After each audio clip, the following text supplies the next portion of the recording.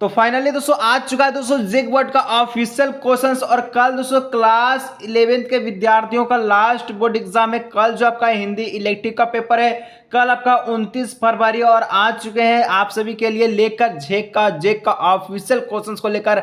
अगर दोस्तों कल वाकई में आपको एग्जाम में तहलका मचाना है, वीडियो को पूरा अंत तक देखिए, जितना सारा दोस्तों को जरूर शेयर कीजिएगा। चलिए वीडियो को शुरू करते हैं। एक एक प्रश्न दोस्तों कल एग्जाम के लिए मोस्ट इंपोर्टेंट है, डायरेक्ट आपके 29 फरवरी की कल आपके एग्जाम के पेपर में देखने को मिलने वाला है। चलिए बिना देरी के वीडियो को शुरू करते हैं। एक एक प्रश्न को आप देखिएगा और समझिएगा।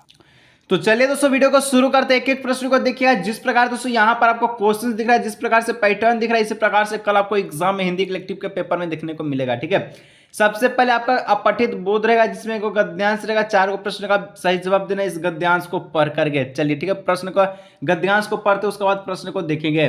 संस्कृति का, ठीक है, संस्कृति की सस्वाद धारा का निर्माण वाल्मीकि, व्यास, नानक, कबीर, सूर, तुलसी, निराला, रविंद्र, ठीक है, भारती, कुरुपु, ठीक है, कुरुपु जैसे महान काव्यों एवं मनीषु चिंतकों जैसे आध्यात्मिक पुरुषों से होता है, या सत्व गुणी भावधारा है। इन व्यक्तियों की प्राण शक्ति सांसारिक सुख सुविधा के अधीन होकर व्यय नहीं होती है, अपितु वे सार्वभौमी अस्थिर अस्मित्र में रहते हैं। अत्यल्प साधनों से राष्ट्र की चेतना को पोषित करते हैं। इनके संकल्पना और सृजन से लोक में उत्तम जीवन आदर्शों की स्थापना होती है, और इन पर बाह्य जगत का शासन नहीं चल सकता है। किसी राजनीतिक या आर्थिक व्यवस्था को इनके अनुरूपता को स्वीकार करनी पड़ती है। सर्वोच्च राजनीतिक और आर्थिक अवस्थाएं पर शाश्वतता का अनुपालन करती है। ठीक है, तभी जो है सार्थक हो पाता है। ठीक है, तो दोस्तों कुछ इस प्रकार का पैसेज था। चलिए इसके द्वारा पूछे गए प्रश्न का जवाब देते हैं। पहला प्रश्न, संस्कृति के शाश्वतता, ठीक है, शाश्वत धारा के निर्माण में कौन सहायक है? कौन सहायक है? तो यहाँ पर ऑप्शन नंबर 3 हो जाएगा, महाकवि और मनीषी चिंतक। ठीक है, चलिए 2 नंबर, लोक के उत्तम, लिखे लोक में उत्तम जीवन आदर्शों की जो है आदर्शों की स्थापना कौन करता है? लोक में उत्तम जीवन आदर्शों की स्थापना कौन करता है? 2 का ऑप्शन नंबर ए हो जाएगा, सत्य, ठीक है, सत्वे धर्मी, ऑप्शन नंबर ए। ठीक है, 3 नंबर कहता है राजनीतिक और आर्थिक अवस्थाएं में, ठीक है, किस बात का अनुपालन करने सार्थक होता है? राजनीतिक और आर्थिक अवस्थाएं किस बात का अनुपालन करके सार्थक हो पाती है? तो 3 का जो करेक्ट आंसर ऑप्शन नंबर 2 हो जाएगा। ठीक है, शाश्वतता। ठीक है, चलिए 4, व्यय का विलोम शब्द कौन सा? तो व्यय का विलोम शब्द आय हो जाएगा। 4 का ऑप्शन नंबर 4 हो जाएगा इसका करेक्ट आंसर। ठीक है, चलिए आगे से एक पद्यांश दिया गया है, जिसमें आपको 5 से 8 तक का प्रश्न का जवाब देना है। कहता है पद्यांश, छिप छिप अश्रु बहाने वाले मोती व्यर्थ बहाने वाले। ठीक है, कुछ सपनों के मर जाने से जीवन नहीं मरा करता, सपना क्या है नयन सेज पर सोया हुआ आंख का पानी, और टूटता है और टूटना है उसको ज्यों जागे कच्ची नींद जवानी, गीली उम्र बनाने वाले डूबे, ठीक है, बिना नहाने वाले, कुछ पानी के बह जाने से सावन नहीं मारा करता। ठीक है, तो दोस्तों कुछ इस प्रकार का था, जो कि आपके मोस्ट इंपोर्टेंट है कि गद्यांश, ठीक है, कि मेहनत कीजिए, आगे बढ़िए। चलिए 5 नंबर प्रश्न पूछता है, कुछ सपनों के मर जाने से जीवन नहीं मरा करता। ठीक है, पंक्ति में क्या होता है? हर सपना पूरा नहीं होता, आपको भी पता। ठीक है, तो 5 का ऑप्शन नंबर 3 हो जाएगा, कुछ आशाएं पूरी ना भी हो तो जीवन नष्ट नहीं होगा। ठीक है, जीवन आगे भी चलेगा। 6, अश्रु की उपमा कवि ने, ठीक है, किससे दी है? अश्रु की उपमा कवि ने किससे दी है? तो 6 का ऑप्शन नंबर 3 सपनों से। ठीक है, आगे 7 नंबर, प्रस्तुत काव्यांश के माध्यम से कवि ने क्या प्रेरणा दी है? तो 7 का ऑप्शन नंबर हो जाएगा 3 नंबर, निराशा त्याग कर, ठीक है, कर्मशील बनाने का।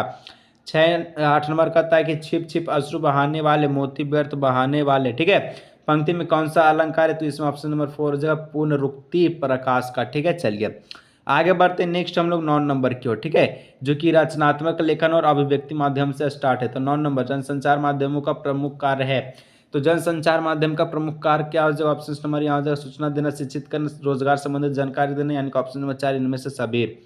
10 नंबर, पत्रकारिता के विकास में कौन सा मूल भाव सक्रिय रहता है? ठीक है, पत्रकारिता के विकास में कौन सा मूल भाव सक्रिय? यानी कि अगर कोई भी मीडिया बनता है उसको जिज्ञासा होता है, यानी कि जानने की इच्छा, ऑप्शन नंबर 2। ठीक है, चलिए यहाँ क्या हुआ वहाँ क्या हुआ। ठीक है, 11 नंबर, विचारों के आदान प्रदान की सबसे प्राचीन शैली कौन सी है? तो विचारों के आदान प्रदान का सबसे प्राचीन शैली की हम लोग बात कर जाए तो पत्रकार हो जाएगा। ठीक है, पत्राचार हो जाएगा। ठीक है, पत्रकार नहीं पत्राचार। चलिए 12 नंबर, भारत में प्रकाशित होने वाला प्रथम समाचार पत्र, ठीक है, बंगाल गजट का प्रकाशन कब हुआ? ठीक है, तो 12 का जो करेक्ट आंसर ऑप्शन नंबर हो जाएगा 2 नंबर, ठीक है, यानी कि 1780 में हुआ था, ठीक है। चलिए आगे बढ़ते हैं। तो 13 नंबर, संचार के मुद्रण माध्यम में किसे शामिल किया जा सकता है? संचार के मुद्रण माध्यम में किसे शामिल किया जाता है, ठीक है।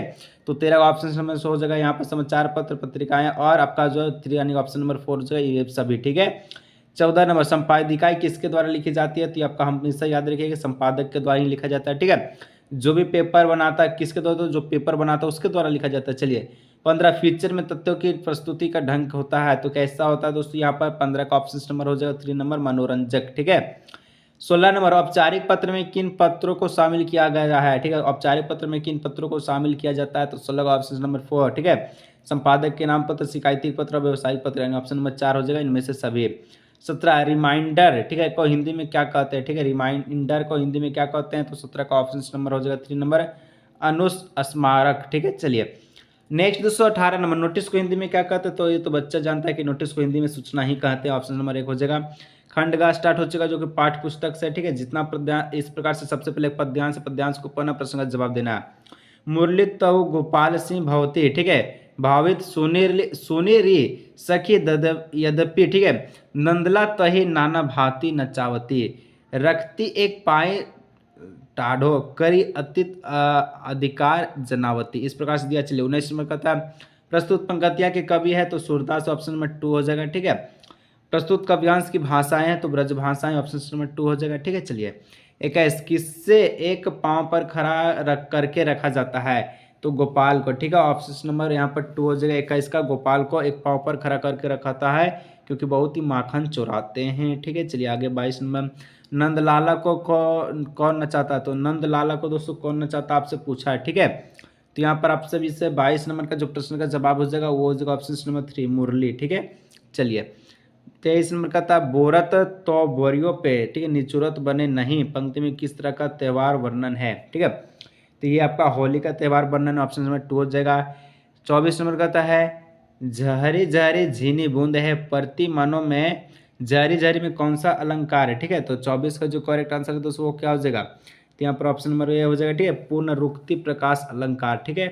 25, प्रकृति का सुकुमार कवि किन्हें कहा जाता है, ठीक है। प्रकृति का सुकुमार कवि किन्हें कहा जाता है? तो सुमित्रा नंदन पंत को, ऑप्शन नंबर 1 हो जाएगा। चलिए सब 26 नंबर कहता है, संध्या के बाद कविता का मूल स्वर क्या है? तो संध्या के बाद कविता का जो मूल स्वर है ग्रामीण जीवन का सामाजिक अर्थात, ऑप्शन नंबर 3, ठीक है। 27, बादल को घिरते देखे, ठीक है, बादल को गिरते देखा है तो कवि हैं कौन है दोस्तों? यहाँ पर ऑप्शन नंबर 27 को हो जाएगा 2 नंबर, ठीक है, नागार्जुन, ठीक है। एक गद्यांश दिया है जो कि आपका बुक का ही गद्यांश है, ठीक है। तो सारा घर मक्खिया से भिनभिना रहा था, आंगन की अलगनी पर भी जो पैबंदे लगे, गंदी सारी जो है टंगी थी, ठीक है, सारी टंगी थी, गंदी सारी टंगी थी, दोनों बड़े लड़कों को वहाँ, ठीक है, कहीं पता नहीं था। बाहर कोठरी में मुंशी जी औधे मुंह होकर ऐसी निश्चितता से सो रहे थे मानो 1.5 महीने पूर्व मकान किराया नियंत्रण पर विभाग की कलरकरी से उनकी छटनी हुई है, ठीक है। या फिर मानो उन्हें शाम को किसी काम की तलाश में कहीं जाना ना हो, इस प्रकार से दिया गया है। चलिए यहाँ पर देखते हैं 28 नंबर, प्रस्तुत प्रकृतियाँ किस पाठ से ली गई है? तो ये आपका दोस्तों कहाँ से लिया गया है? तो ये आपको बताना है। तो 28 का जो करेक्ट आंसर है वो हो जाएगा ऑप्शन नंबर 2 से, ठीक है, दोपहर के भोजन से लिया गया है। 29 नंबर, विभाग की कलरकारी से किसकी छटनी हो चुकी है? तो 29 का ऑप्शन नंबर 1 मुंशी चंद्रिका प्रसाद का, ठीक है। 30 नंबर, आंगन की अलगनी पर कई पैबंद लगी एक गंदी साड़ी टंगी थी, ठीक है, यहाँ किसकी साड़ी की बात की जा रही है? तो 30 का जो करेक्ट आंसर ऑप्शन नंबर 3 हो जाएगा, ठीक है, सिद्धेश्वरी की, ठीक है। 31, प्रस्तुत पंक्तियाँ के लेखक कौन है? तो यहाँ पर लेखक कौन है? तो इसका हो जाएगा लेखक जो है वो आपका अमरकांत है। आगे बढ़ते 32, टॉर्च बेचने वाले वायदे के मुताबिक कितने साल बाद, ठीक है, उस जगह पहुंचना जहां उसे दोस्त मिलना था, ठीक है, मिलना था। तो 32 का ऑप्शन नंबर हो जाएगा 4 यानी कि 5 साल इसका हो जाएगा, ठीक है। 33, गूंगा को किसने पाला? ठीक है, तो गूंगा को कौन पाला था दोस्तों? बुआ और फूफा ने पाला, ठीक है, ऑप्शन नंबर 4 हो जाएगा। ज्योतिबा फुले ने किसे संस्था की स्थापना की? ठीक है, ज्योतिबा फुले ने किस संस्था की स्थापना की? तो यहाँ पर 34 का ऑप्शन नंबर हो जाएगा क्या हो जाएगा? 3 नंबर, ठीक है, सत्य शोधक समाज का। 35, उसकी माँ किस विधा की रचना है? तो उसकी माँ दोस्तों किस विधा की रचना है? 35 का ऑप्शन नंबर 1 कहानी का है, ठीक है। 26 यानी कि 36 नंबर का था 36, भारतेंदु हरिशंकर के अनुसार उन्नति के लिए क्या अनिवार्य है? तो क्या अनिवार्य आपसे पूछा 36 का ऑप्शन नंबर 4, यानी कि इनमें से सभी जनसंख्या नियंत्रण, परदेशी भाषा, ठीक है। और यहाँ पर आपका मत मतांतर। चलिए 37 नंबर कहता है अंडे के छिलके किस प्रकार के एकांकी है? तो अंडा का छिलका, ठीक है, ये कौन सा एकांकी है? तो ये पारिवारिक एकांकी है, ठीक है।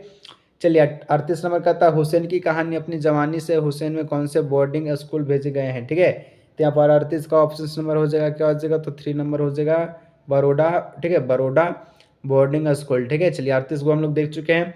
सब्सक्राइब नहीं किया, सब्सक्राइब जरूर से कर लीजिएगा, ठीक है। चलिए आगे बढ़ते हैं। आधुनिक भारतीय चित्रकला के प्रमुख स्तंभ मकबूल, ठीक है, फिदा हुसैन को 1973 में किस सम्मान से अलंकृत किया गया? तो 38 का ऑप्शन 39 का ऑप्शन नंबर 3 हो जाएगा, ठीक है, पद्म भूषण से। 40 अंतिम प्रश्न का था आवारा मसीहा किस विधा की रचना? तो आवारा मसीहा आपका जो है जीवनी की रचना है। तो ये रहा दोस्तों 40 मोस्ट इंपोर्टेंट क्वेश्चन जो कि जेक का ऑफिशियल क्वेश्चन था। अगर वीडियो अच्छा लगा सब्सक्राइब जरूर कीजिएगा, सारे दोस्तों के साथ इस वीडियो को जरूर शेयर कीजिएगा, लाइक नहीं किया लाइक कीजिए। मिलते हैं नेक्स्ट